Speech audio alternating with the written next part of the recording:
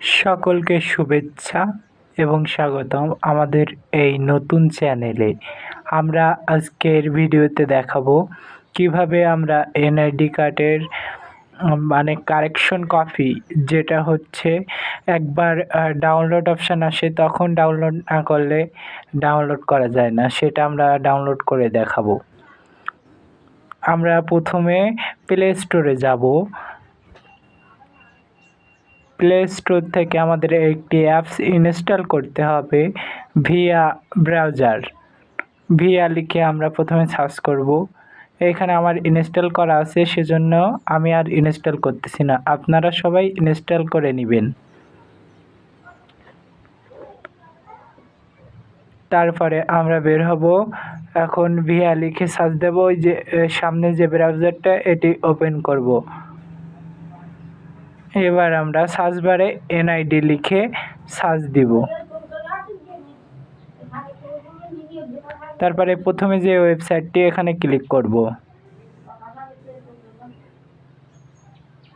Click করার পরে হচ্ছে দেখেন এখানে ওপরে আছে এনআইডি অনলাইন সার্ভিস, এতে ক্লিক করব। একটু লোডিং হবে।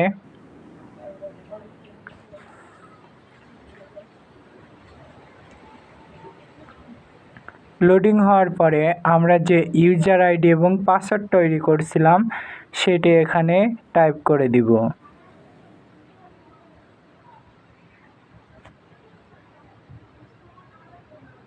টাইপ করার পরে আমরা লগইন নিচের ক্যাপচা কোডটি পূরণ করব দেখে দেখে।